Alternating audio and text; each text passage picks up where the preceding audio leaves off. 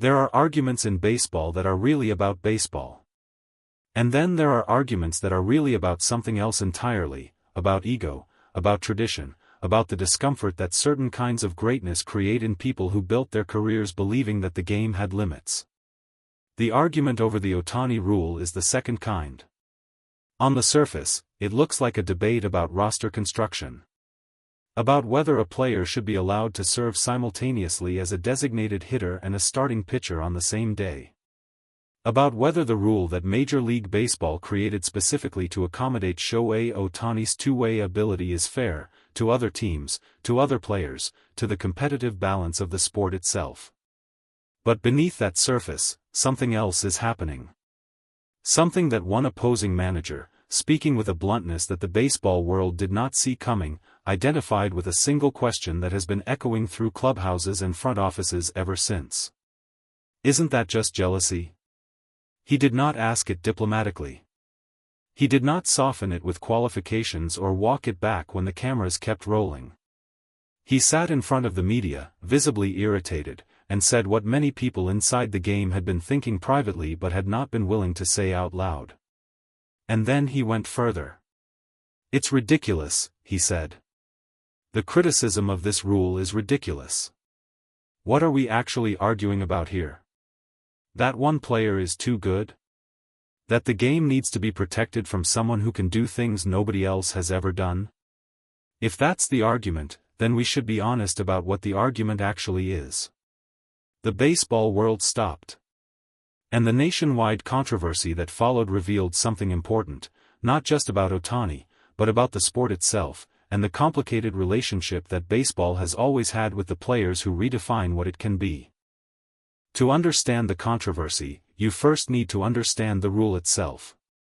Because much of the anger surrounding it comes from people who have reduced it to something simpler than it actually is. The Ohtani Rule, officially written into Major League Baseball's collective bargaining framework, allows a two-way player to remain in a game as the designated hitter even after he has been removed as the starting pitcher, provided he meets specific criteria for qualifying as a two-way player during the preceding season. Without this rule, a player like Ohtani would be subject to the standard substitution regulations, which would require him to leave the game entirely once removed from the pitching position.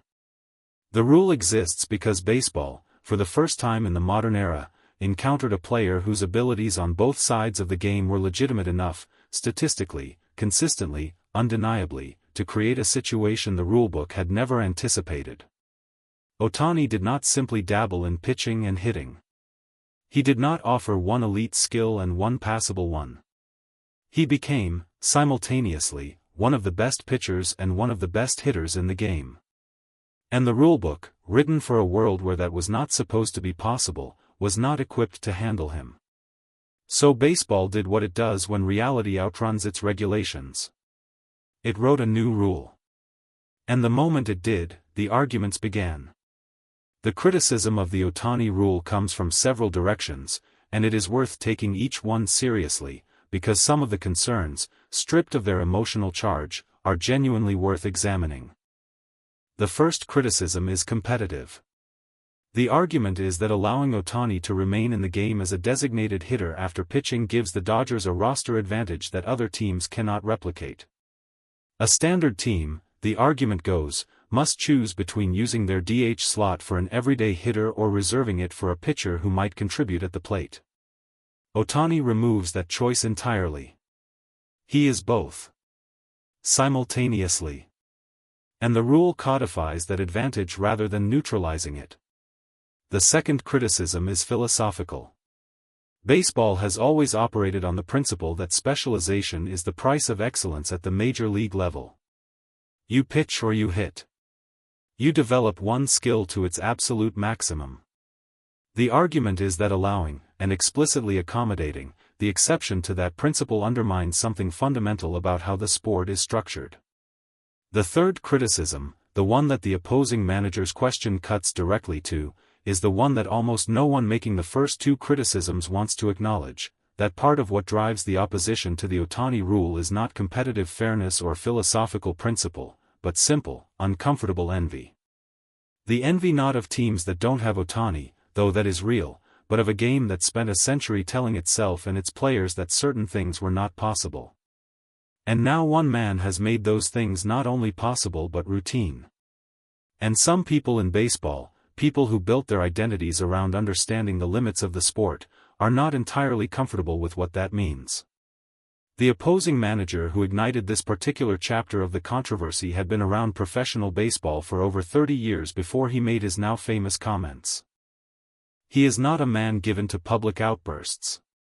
His reputation in the game is built on patience, on strategic precision, on a calm demeanor in situations that turn other managers volatile. Which is exactly why what he said in that press conference carried the weight that it did. He had just watched his team face Ohtani. He had watched Ohtani take the mound, perform at the level that Ohtani performs at, and then, after being removed from pitching duties, step into the batter's box and do damage there as well. His team had prepared for one version of Ohtani. They had encountered both versions in the same game. And in the press conference afterward, when a reporter raised the ongoing criticism of the rule that made that possible, something shifted in him. He was not angry at Ohtani. That much was clear from everything he said. He was angry at the framing of the debate. At the fact that baseball was having a serious public conversation about whether to restrict or eliminate a rule that existed for the sole purpose of allowing a generational talent to express the full range of what he could do. At the implication, buried inside the criticism, that the appropriate response to Ohtani's ability was to limit it rather than to marvel at it. "What are we protecting?" he said. "What does baseball lose by letting this man play baseball? When someone can do what he does, both things, at that level, and our instinct is to find a reason to stop it, we need to look honestly at why." He paused. And then he asked the question. "Isn't that just jealousy?" The room was quiet for a moment. And then the baseball world had a new argument to have, not just about the rule, but about what the criticism of the rule actually revealed. It would be dishonest to dismiss every criticism of the Ohtani rule as jealousy.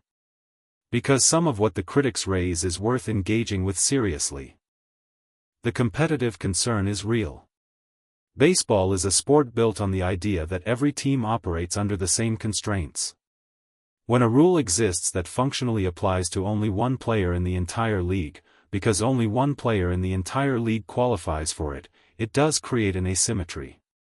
Whether that asymmetry is unfair is a legitimate debate. There are managers and general managers across the league who have made the argument not with resentment but with genuine strategic frustration. They are not saying Ohtani should not be allowed to be great. They are saying the rules of the competition should apply equally to everyone, and a rule written around one player's unique abilities, by definition, cannot apply equally to everyone. This is a fair point. And the people making it most clearly are the ones who are not simultaneously trying to argue that Ohtani's two-way ability is somehow improper or that baseball would be better without it. The distinction matters. There is a version of the criticism that is about competitive structure. And there is a version that is about discomfort with what Ohtani represents. The manager who said, "Isn't that just jealousy?" was not talking about the first version. He was talking about the second. And he was right to separate them, because collapsing them together does a disservice to both. The debate over the Ohtani rule is, at its deepest level, a debate about what baseball wants to be in the era that Ohtani has created. The sport has always struggled with this question. Baseball is, more than almost any other American institution, attached to its own history. It measures itself constantly against its past. Records matter here in a way they do not in other sports.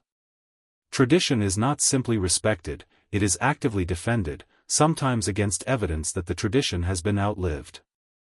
Ohtani is the most direct challenge that baseball tradition has faced in the modern era. Not because he broke a record. Not because he changed a strategy or a training method. But because he made real something that the sport had decided was impossible, and in doing so, forced the game to look honestly at the gap between what it believed about itself and what it could actually become. The Ohtani rule is not the problem. The Ohtani rule is the solution, imperfect, as all first solutions are, but pointing in the right direction. The problem is that baseball is still deciding whether it wants to celebrate what Ohtani represents or find ways to contain it. The nationwide controversy will not be resolved by a vote or a rule change. It will be resolved by time, by the slow accumulation of seasons in which a generation of fans grows up watching Ohtani and takes for granted what their parents were told was impossible.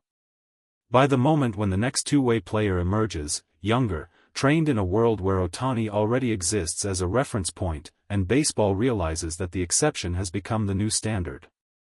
So what will the outcome of the nationwide controversy actually be? The honest answer is that the Ohtani Rule will survive. Not because baseball's powers are fully comfortable with it. Not because the criticism has been silenced. But because the alternative, restricting what Ohtani is allowed to do on a baseball field, is too absurd to sustain once it is stated plainly. Baseball cannot look at the most talented two-way player in the history of the sport and tell him he is too good for the rules to accommodate. It cannot write regulations designed to limit greatness and expect those regulations to be respected by a sport that has spent over a century celebrating exactly that. What will change, gradually, is the conversation around the rule. As more players, not at Ohtani's level, but inspired by his example, attempt to develop genuine two-way skills, the rule will begin to feel less like an accommodation made for one exceptional person and more like a framework designed for a new kind of player. The uniqueness that currently makes the rule feel controversial will be diluted by the existence of others who approach the standard Ohtani set. The manager who asked, "Isn't that just jealousy?" will be remembered as someone who said the uncomfortable thing clearly, at the moment when it most needed to be said. Not because he was the only one who believed it, but because he was willing to say it out loud in a baseball culture that often prefers its discomforts unspoken. And Ohtani, as he has done with every other controversy that has surrounded his career, will respond the only way he knows how. He will take the mound.